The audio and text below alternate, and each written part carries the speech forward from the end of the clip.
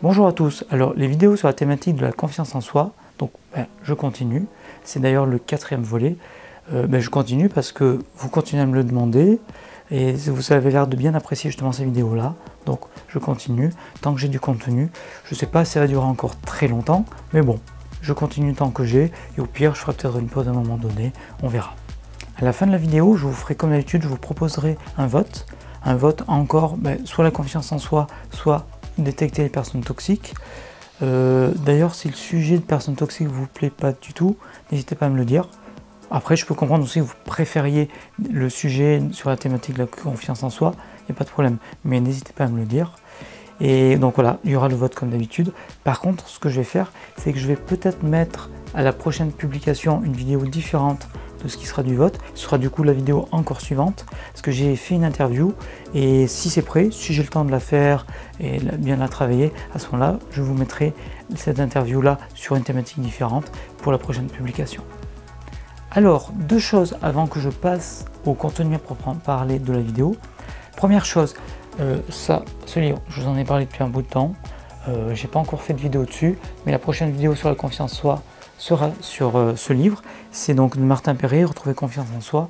C'est en fait tout simplement parce que j'étais dans une bonne lancée et en 2 enregistrements j'ai fait, mais là c'est la 4e vidéo, donc non, même peut-être en une seule fois, ouais non, en 2 fois j'ai filmé 3 vidéos, enfin presque 4 puisqu'il y a la vidéo d'aujourd'hui.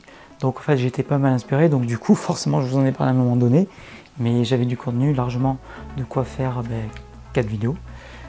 Donc voilà, ça c'est la première chose. Et après la deuxième chose, j'aurais aussi à avoir votre opinion, parce que là je vais aborder 16 trucs supplémentaires que j'ai pas abordé précédemment sur la confiance en soi, comment l'améliorer. Et j'aurais voulu avoir votre opinion là-dessus, c'est-à-dire que est-ce que 16 points comme ça abordés rapidement, ça vous va? Est-ce que vous auriez préféré que je scinde cette vidéo en 2 vidéos de 8? Ou, dernière option, est-ce que vous auriez préféré que je fasse donc que j'aborde moins d'éléments dans la vidéo, mais à ce moment-là que j'aborde plutôt de manière plus argumentée avec des exemples, voire plusieurs exemples en prenant plus de temps.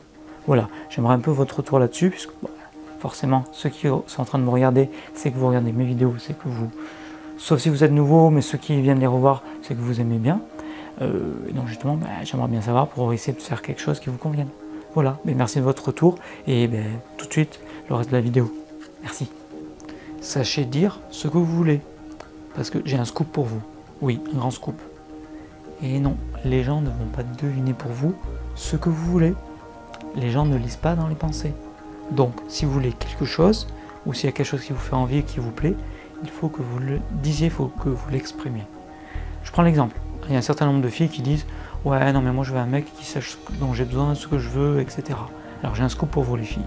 Ce genre de mec, ça n'existe pas, ou presque pas. Ils sont très rares. Et tellement rares que vous n'êtes même pas sûr de tomber dessus. Donc apprenez, là je parle à tout le monde, pas que aux filles, apprenez à dire ce que vous voulez. Et ne vous vexez pas si vous n'avez pas ce que vous voulez parce que vous ne l'avez pas exprimé. Comment est-ce que l'autre peut deviner si vous ne l'avez pas dit? Le Père Noël, oui, là aussi j'ai un scoop pour vous. Accrochez-vous bien. Le Père Noël n'existe pas. Ok? Donc forcément, il n'y a pas de personne comme ça qui devine pour vous ce que vous voulez. Donc exprimez vos envies. Alors une chose qui touche beaucoup de monde, surtout quand il s'agit de séduction, relation de couple ou autre, franchement, arrêtez de vous poser 36 000 questions. Agissez, allez dans l'action. Ok? Parce qu'il y en a plein qui disent « Ah oui, tiens, je voudrais appeler cette fille. Ah oui, mais non, si j'appelle et qu'elle n'est pas disponible, ou que je la dérange, ou que ci, ou que ça. » Arrêtez de réfléchir. Plus vous allez vous poser de questions, plus forcément vous allez avoir de blocages et ça va vous freiner, etc. Plus vous aurez la pression, la tension, et moi ça serait bien. Donc, appelez. Dès que vous posez la question, ah tiens, si je l'appelle, hop, allez, je l'appelle. Point. Ok, arrêtez. Action, agissez. Je parle de la séduction, mais ça peut être pour d'autres choses, plein de choses. Ah, pour le boulot, si je demandais cette promotion, ouais, mais si on me refuse, ouais. Et alors, vous tentez, vous demandez, vous arrêtez de trop réfléchir, posez la question, demandez, voilà. Parce que plus on réfléchit, moins on va faire de choses. Et soyez dans l'action, et puis voilà. Travaillez régulièrement votre confiance en vous.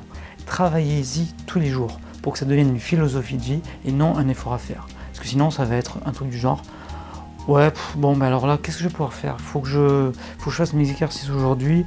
Oh, j'ai pas trop envie. Ça me gonfle un peu. À l'opposé, ça sera plutôt quelque chose du genre. Bon, alors, mais en fait, on n'y réfléchit même pas. Ça sera du genre, ah, je vais faire ça, je vais faire ça, je vais faire ça, je vais faire ça. Et voilà. On s'imagine les obstacles beaucoup plus importants et difficiles qu'ils ne sont. Donc, une façon de vérifier qu'ils ne le sont pas, c'est justement se confronter à ces obstacles pour vous réaliser que c'est beaucoup plus simple que ce que vous n'imaginiez. Traitez-vous, vous-même, comme vous voudriez que les autres vous traitent. Vous préférerez forcément que les autres vous aident, vous donnent un coup de pouce, prennent soin de vous, plutôt qu'ils soient là, qui vous frappent, qui vous insultent. Donc faites la même chose pour vous, prenez soin de vous. Les autres sont des personnes comme d'autres, ce ne sont pas des dieux. Donc ne les traitez pas comme des divinités, ne les mettez pas sur des piédestals. Ce sont des personnes normales, ne les traitez pas de manière supérieure ou inférieure, ce sont vos égaux. Souriez, ça aide à se sentir mieux, les autres vous souriront en retour et vous associeront à des ondes positives. Partagez avec les autres ce que vous avez fait, vous allez voir, vous allez amorcer une bonne dynamique et ça fera effet boule de neige. Aidez les autres aussi à avoir plus confiance en eux. Le fait de les aider vous aidera aussi, même d'autant plus vous, à avoir confiance en vous. C'est comme quand en fait on explique quelque chose à quelqu'un. D'abord, on apprend à connaître quelque chose, ensuite on commence à savoir faire la chose, et après quand on sait faire la chose, l'étape suivante c'est justement de l'apprendre, de l'expliquer à quelqu'un d'autre. Ça nous fait prendre encore plus de recul, ça nous fait encore plus maîtriser.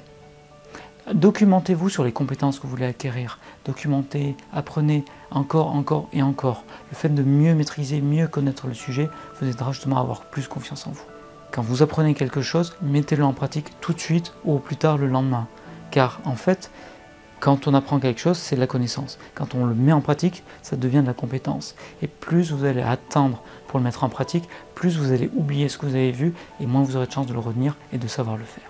Pensez à célébrer une action faite, surtout si elle est difficile. En plus, le cerveau va aimer, parce que si vous le fêtez, vous allez faire quelque chose d'agréable. Et le cerveau aime bien justement le circuit de dopamine. C'est quand il a des choses qui lui font plaisir, ça l'alimente en dopamine, il en veut encore plus. Donc en plus, vous allez associer le fait d'avoir fait une action comme il faut à ce circuit de dopamine. Donc en résumé, faites-vous plaisir et surtout ne vous frustrez pas. Arrêtez de vous auto-punir ou l'autodestruction. Souvent quand on fait ça, c'est qu'on pense que l'on ne mérite pas la chose. Donc ce qui se passe, c'est qu'en général, vous avez deux choix, vous allez choisir le moins agréable. Ou alors vous allez faire en sorte de ne pas y arriver, consciemment ou inconsciemment. Ou alors vous allez avancer, vous y êtes presque, et au moment où presque tout est bon, c'est comme un château de cartes. Vous faites une action qui va tout ruiner et le château de cartes s'effondre. Ne laissez pas les autres vous rabaisser, vous valez mieux que ça. Ne les laissez pas vous dévaloriser. Vous verrez, en apprenant ça, vous vous comporterez mieux face aux PN ou autres manipulateurs. Apprenez à gérer les critiques, apprenez à les entendre. Ça ne sera pas facile tout le temps, je vous l'accorde, mais avec le temps, ça deviendra de plus en plus facile. Et vous les gérerez de mieux en mieux. Plus on se focalise sur quelque chose, plus ce quelque chose sera présent dans notre esprit. Donc focalisez-vous sur le positif, les solutions, et non le négatif. Parce que sinon, le négatif va prendre une grande place dans votre esprit. Ok? Donc focalisez-vous sur le positif et les solutions. Et votre esprit sera orienté pour trouver justement ces solutions. Je ferai d'autres vidéos sur la confiance en soi. On verra juste dans quel ordre. Alors, je vous propose comme vote cette fois, soit faire encore une vidéo sur la confiance en soi, ou une vidéo sur comment reconnaître les personnes toxiques. À vous de choisir. Donc je vous mets en commentaire un commentaire justement pour chacune de ces deux vidéos, et vous cliquez sur le pouce vers le haut pour voter pour cette vidéo. Alors, en conclusion, oui, il faut changer pour avoir plus confiance en soi. Beaucoup sont conquis par l'idée, ils disent « ouais, je vais changer, je vais m'améliorer, je vais avoir une meilleure confiance en soi, etc. » Mais étonnamment, il y en a peu qui se donnent les moyens pour le faire. Souvent, le concept plaît, l'idée plaît, mais alors dès qu'il faut passer à l'action, ça devient très très compliqué. J'avais entendu, je les ai plus en tête, mais justement quand quelqu'un regarde une vidéo, le pourcentage justement des personnes qui regardent la vidéo, il y a très peu de personnes qui passent à l'action, hélas. Donc vous là, vous, regardez-moi, ok, vous, je vous ai à l'œil, je vous surveille, donc allez-y, amorcez. Dites-moi en commentaire sur quels aspects de votre personne ou pour quelle activité vous voudrez avoir plus confiance en vous. Dites-moi aussi en commentaire quel sujet de prochaine vidéo vous voudrez voir abordé. Ensuite, je vous remercie pour votre fidélité, de vous abonner, de cliquer sur les pouces positifs comme vous faites, c'est génial, continuez. Et après je vous mets sur l'écran les liens habituels pour vous abonner, pour aller voir mon blog nocomprendre.com, qui est d'ailleurs une newsletter et un cadeau pour vous. Et aussi, je remercie ceux qui me soutiennent sur Tipeee. Et je vous dis à bientôt. Au revoir. Alors aujourd'hui, c'est une vidéo un petit peu différente des autres de la confiance en soi, parce qu'en fait, je vais vous donner 5 exercices pour vous aider à trouver confiance en vous ou à retrouver la confiance en vous dans des moments difficiles. Je pense que ça va vraiment vous intéresser. Il y en a qui raccrocheraient ça un peu de la méditation, d'autres le fait de se recentrer sur soi, d'autres des trucs. Bref, il y a plein de façons de l'appeler. Donc je vous donne ça tout de suite.